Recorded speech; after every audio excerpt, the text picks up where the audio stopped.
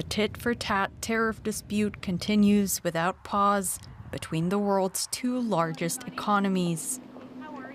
As you all know, the president just put out a statement announcing an additional tariff on China. The tariff on China will now go up to 125% because China imprudently decided to retaliate against the United States. And as I said at the podium yesterday, when you punch at the United States of America, President Trump is going to punch back harder. On Truth Social, Trump said the new measure was, quote, based on the lack of respect that China has shown to the world's markets. It comes after Beijing said it was imposing an 84% tariff on U.S. goods in retaliation and vowed to, quote, fight to the end in an escalating trade battle with Trump. The U.S. insists that the tariffs are necessary to revive its manufacturing and maintains that the blame for the escalation lies on Beijing.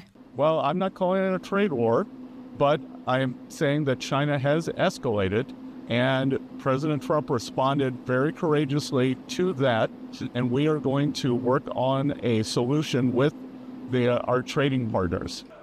Beijing says the U.S. is making a mistake and that it has filed a complaint to the Geneva-based World Trade Organization over the measures.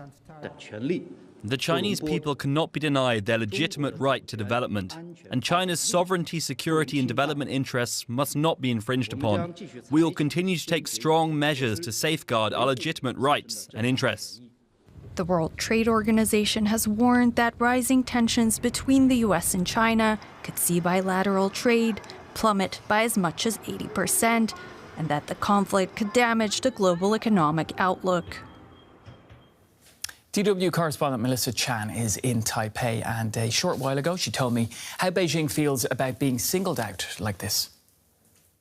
Well, Beijing is used to it. I mean, Trump slapped tariffs on China during the first term, and over the last few years, Beijing has essentially been planning for a potential return of a Republican president, and they knew that Trump, of course, was going to get into the second term starting in November, and they've been building a toolkit in terms of how they could respond in kind and aggressively if need be. Now, there are a few questions in the beginning of the Trump administration whether Trump would be as hawkish on China this time around. There were indications that he was potentially going to take a softer approach. I think of TikTok and the fact that he wanted to ban it in the first term, but he is punting that decision right now. And of course, his government sidekick or partner, Elon Musk, has a lot of investments in China, and there were a lot of questions whether Musk would sway Trump on China. But in regards to tariffs, at the very least, it looks like President Trump is sticking to his guns. Now, Melissa, any indications on how China might actually react to this latest rise? Well, Beijing has gotten a new data point over the last day or so, right, with President Trump essentially blinking when it became a situation where it was the United States versus the rest of the world. He has backed off. And that actually, I think, emboldens Beijing to take an aggressive response because they've seen the U.S. president back down. Now, of course, that's not how he and his supporters are spinning it, but that's how they view it. And the big question now is whether Japan or South Korea would stand with the Americans. They've been burned in this process as well. And so I think Beijing is looking at the calculus and the situation in East Asia and thinking that they can stick to taking a quite tough stance on the Americans. OK, but does this then mean that all this volatility could be an opportunity for China? It is certainly an opportunity. Look, I think everyone is a loser, and the people in Beijing understand that. But all things considered, I mean, we are looking at, look, the United States is the world's top market. But if you think about China, if you think about South Korea, Japan, Southeast Asia, India, the EU, Canada, Mexico, these are all countries that can trade amongst each other without the United States. Now, it would be painful, but it's definitely something that's a possibility. They have a middle class, they have a consumer class, they have strong manufacturing, they have innovation. So a lot of people thinking about things that they had never thought of, a world where the United States is not dominant in the global economy. Incredible times. We'll leave it there. Melissa, DW correspondent Melissa Chan in Taipei for us. Beijing still has some important cards to play. On top of the reciprocal tariffs imposed on U.S. imports, Beijing has also curbed the export of valuable rare earth elements, which are crucial for many high-tech U.S. industries. China, the world's largest source of rare earths. Beijing began developing the lucrative mining industry in the 1980s. China now accounts for some 90% of global production. Most of its rare earths mines are located in the south of the country. Rare earths are used in making many high-tech products, including computer chips, electric vehicle batteries, medical equipment, and in the aerospace industry. The U.S. imports some 70% of its rare earths needs from China. Apple and Tesla are two companies that source Chinese rare earths in their supply chains. Yttrium is one of 7 minerals now subject to China's export stop to the U.S. It's used in consumer electronics, like in screens and LED displays. In addition to yttrium, the list drawn up by Beijing includes dysprosium, gadolinium, lutetium, samarium, scandium, and terbium. F-35 fighter jets are one of the U.S.-built systems that rely on rare earths imported from China. Advanced missile technology is another. U.S. rare earths expert Melissa Sanderson says China made that list strategically. They picked the things that are crucial for the U.S. economy. Until the trade dispute is resolved, the United States will be cut off from shipments of key rare earths from China. Well, for more, I'm joined now by Gracelyn Bascaron. She's director of the Project on Critical Minerals Security at the Center for Strategic and International Studies. It's good to have you back on the program.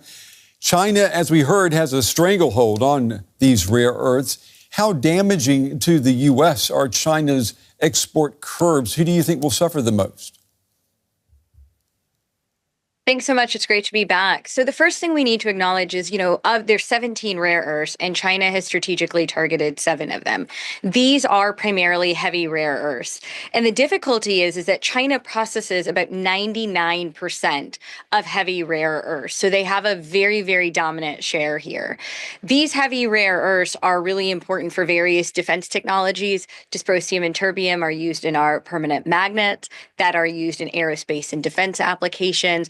Some of the other heavy rare earths are used in cancer treatment, MRI scanners, et cetera. So it's pretty significant. Now, the difficulty we face in the U.S. it actually predates a little bit to December 2023, when we actually were banned in terms of China stopped sending processing technology for rare earths out.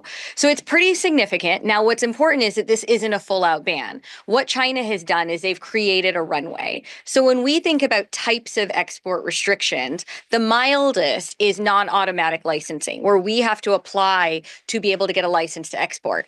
Then we have quotas, tariffs, and a full-out ban. This isn't a ban. It's actually on the mildest end, which is requiring these companies to get the license to export. What it also gives room for is if the trade war continues to escalate, China has significant room to tighten those restrictions, and there aren't any major processing facilities yet built. They're currently under construction to separate rare earths elsewhere. Yeah, you bring me to my next question then. I mean, let's assume that a tightening does take place. I mean, where else would the U.S. be able to get these very valuable materials and get them refined?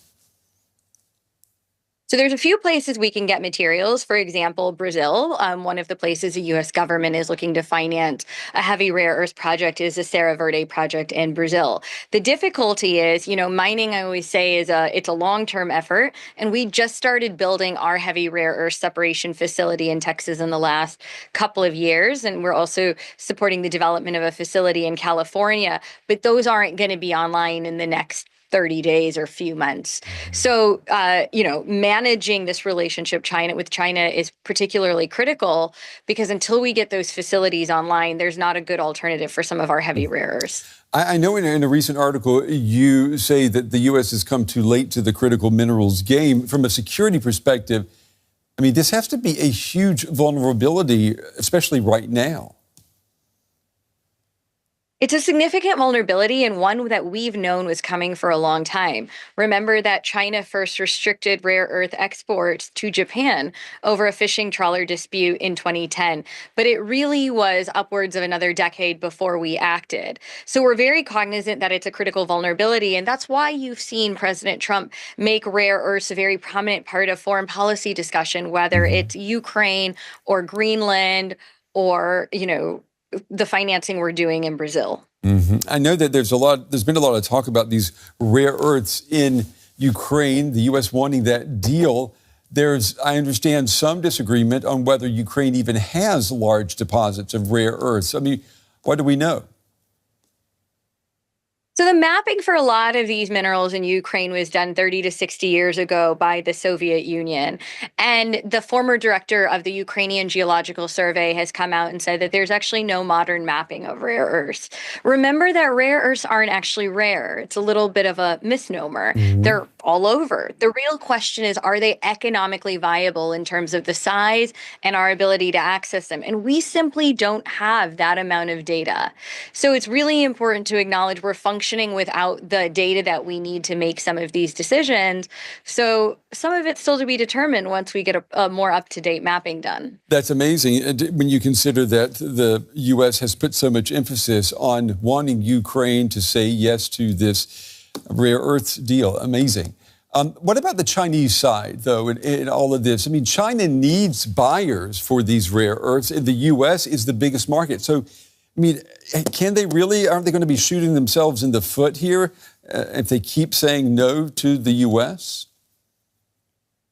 One of the things that we see very clearly by China's broader minerals strategy globally is they're willing to stockpile resources, and they're willing to do it on two grounds. So the first reason they're willing to stockpile is what they say is for their own security of supply, right? To build the reserves that they have at home.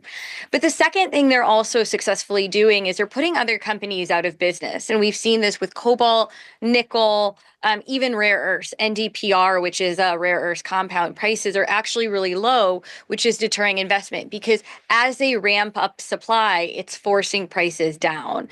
So for China, because a lot of these companies are operating with state backing or are state owned, they're able to take these losses that many Western companies who have fiduciary responsibilities to their shareholders actually can't absorb. So that's one of the biggest difficulties we face with Western companies is not being able to compete in the current mineral market environment. Yeah, fascinating. Gracelyn Bascaran, as always, it's good to have you on the show. Good to get your valuable insights on this. Thank you.